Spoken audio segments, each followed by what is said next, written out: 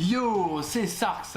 Nous revoilà pour la seconde vidéo du jeu Seven Wonders, où nous allons aborder aujourd'hui ces extensions qui sont Cities, Leaders et Armada. J'ai déjà fait une première vidéo sur le jeu Seven Wonders qui parlait des règles du jeu de base. Je vous conseille donc d'aller regarder cette première vidéo avant d'entamer celle-ci. Et sur ce, passons à la présentation. Seven Wonders est un jeu de l'auteur Antoine Boza, illustré par Miguel Coimbra et édité par Rebeu Productions. Il est jouable de 3 à 7 joueurs pour 10 ans et plus et des parties de 30 à 50 minutes. Il compte 4 extensions pour l'ancienne édition de Seven Wonders, dont 3 ont été rééditées avec cette seconde édition. Ce sont ces 3 là dont nous allons parler aujourd'hui.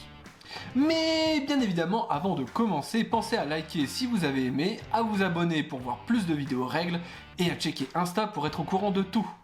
Et passons sur ces petites boîtes pour voir ce que les extensions nous réservent.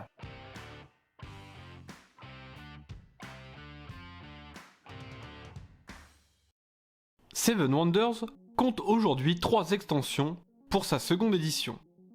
Cities, Leaders et Armada.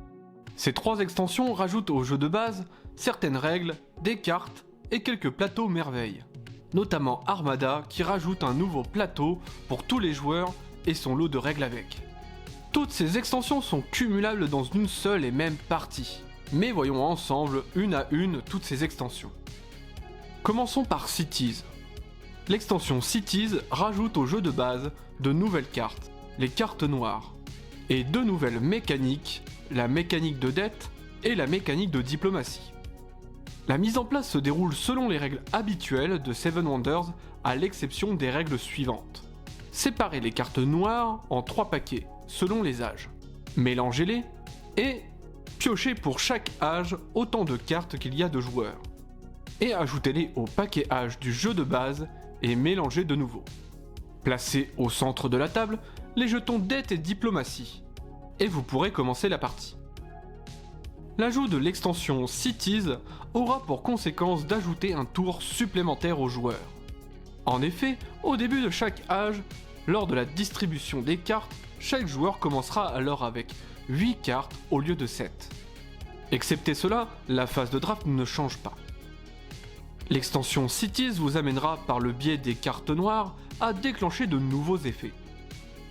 Certaines cartes noires déclencheront chez vos adversaires une perte de pièces, représentée par ce symbole. À la fin du tour, tous les autres joueurs devront alors remettre dans la réserve autant de pièces qu'indiquées par le symbole. S'ils ne peuvent pas, pour chaque pièce qu'ils n'ont pas pu remettre dans la réserve, ils devront prendre un jeton dette. Celui-ci diminuant d'autant les points de victoire à la fin de la partie. Les dettes contractées ne peuvent jamais être remboursées. Il existe une autre mécanique, la mécanique de diplomatie. Certaines cartes, ou merveilles, vous octroieront un jeton de diplomatie. Celui-ci vous permettant de ne pas participer au prochain conflit militaire. Lors de la prochaine phase militaire, vous vous soustrairez au conflit militaire. Vous ne gagnerez donc ni jeton victoire, ni jeton défaite. Cependant, vos voisins directs de gauche et de droite seront considérés adjacents l'un à l'autre et devront alors s'affronter lors de cette phase. À la fin de la phase militaire, défaussez le jeton diplomatie. Si vous possédez un jeton diplomatie, vous devez obligatoirement en appliquer les effets, même si vous avez plus de puissance militaire que vos voisins. S'il ne devait rester que 2 joueurs participant au conflit militaire, les joueurs ne s'affronteraient alors qu'une seule fois. Nous en avons terminé avec l'extension Cities, passons maintenant à l'extension Leaders. Dans l'extension Leaders, un nouveau type de carte est présent, les cartes Leaders. Celles-ci rajouteront une phase supplémentaire au début de la partie, et une autre au début de chaque âge. Au niveau de la mise en place, les joueurs commenceront non plus avec 3 pièces, mais avec 6 pièces. Au début de la partie, distribuez aléatoirement 4 cartes Leaders à chaque joueur. Les joueurs devront réaliser avec ces cartes une phase de draft, c'est-à-dire que chaque joueur devra choisir une carte parmi celles distribuées et la placer face cachée à côté de lui. Une fois que tout le monde a choisi une carte, Les joueurs passeront leur paquet de cartes leaders à leurs voisins de droite, et réitéreront ces opérations jusqu'à ce qu'il n'y ait plus aucune carte à passer à leurs voisins. À la fin de cette phase, chaque joueur se retrouvera alors avec 4 cartes leaders, qu'il gardera face cachée durant toute la partie. Au début de chaque âge, les joueurs entreront dans une phase de recrutement. Celle-ci consiste à choisir une de vos cartes leaders et à la placer face cachée devant vous, pour indiquer que votre choix est fait. Une fois que tout le monde a fait son choix, les joueurs peuvent alors jouer cette carte comme une carte âge. C'est-à-dire qu'ils peuvent la recruter en payant leur coût, l'utiliser pour construire une étape de votre merveille tout en payant le coût de celle-ci, ou bien encore la vendre pour récupérer 3 pièces. À la fin de la phase de recrutement, l'âge 1 peut alors commencer. A noter que certains coûts de recrutement dépendent de l'âge.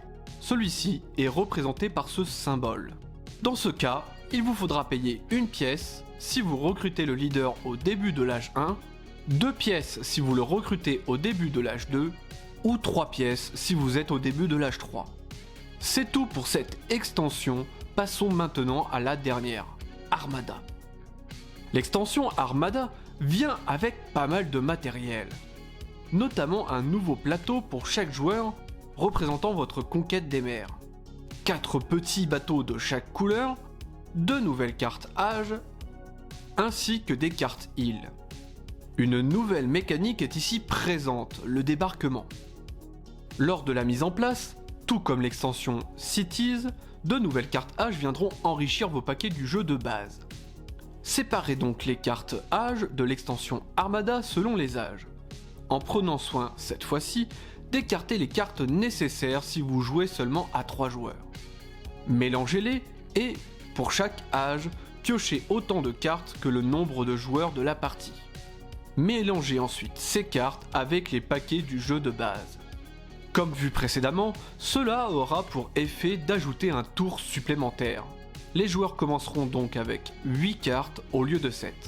Ou alors 9 cartes si vous jouez avec l'extension Armada et l'extension Cities. Toujours lors de la mise en place, mélangez les cartes îles par niveau et disposez-les au centre de la table. Placez-y aussi les jetons de conflit maritime et les jetons de débarquement.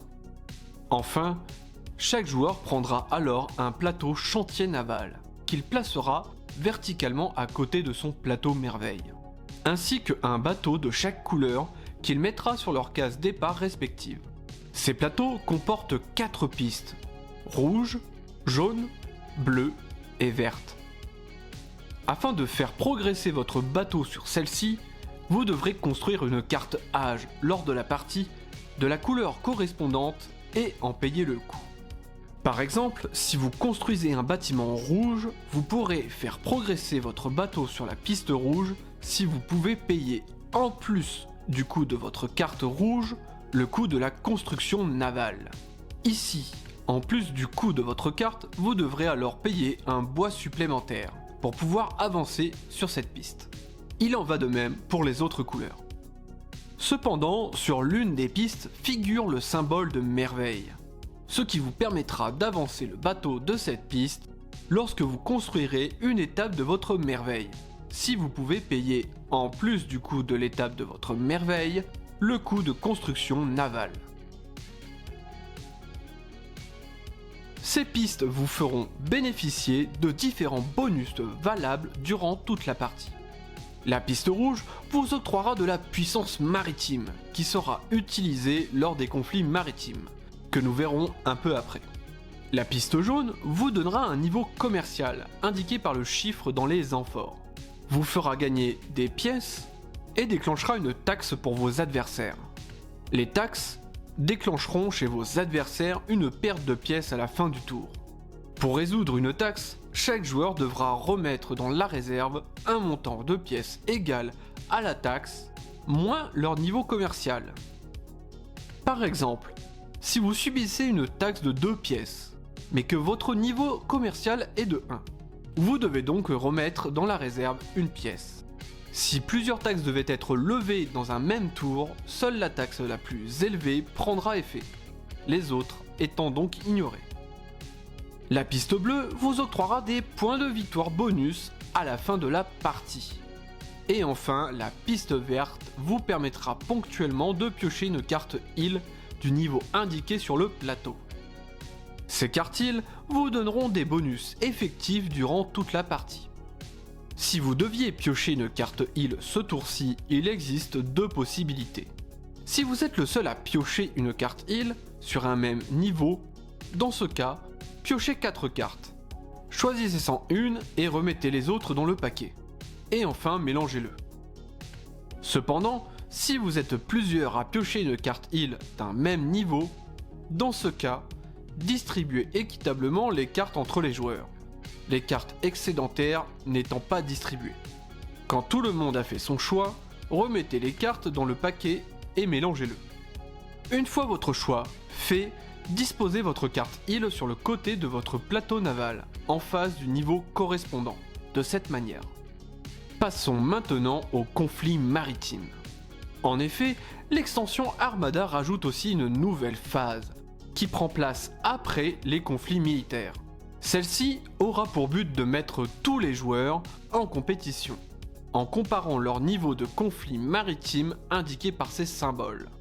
Ainsi, le premier joueur ayant le plus de symboles maritimes remportera un jeton de victoire maritime. Le second prendra un jeton de victoire maritime un peu moins conséquent, et le dernier joueur recevra quant à lui un jeton de défaite maritime. Les jetons glanés ainsi dépendront de l'âge en cours. Enfin, certaines cartes rouges déclencheront un débarquement, qui imposera la résolution d'un conflit militaire supplémentaire. Lorsque vous déclenchez un débarquement, prenez le jeton débarquement de la réserve et donnez-le au joueur désigné par la flèche.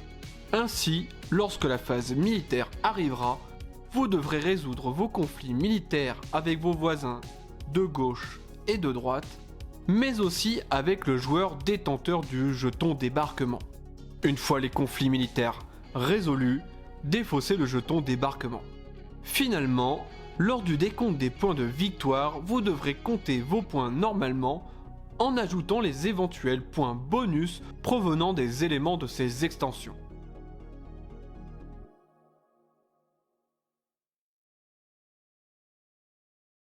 Voilà qui conclut notre seconde vidéo sur les extensions de Seven Wonders. Seven Wonders dans sa version de base est un excellent jeu, mais ces extensions viendront drastiquement augmenter la difficulté et enrichir vos parties. Toutes les extensions sont jouables en même temps, mais je vous conseille de jouer avec une à une pour bien comprendre toutes les nouvelles règles apportées par celle-ci, notamment avec Armada qui ajoute énormément au jeu de base, ce qui promet une rejouabilité gargantuesque. Nous en avons enfin terminé avec Seven Wonders et ses extensions. Sur ce, je vous souhaite de passer de bons moments ludiques, je vous dis à la prochaine, tchuss!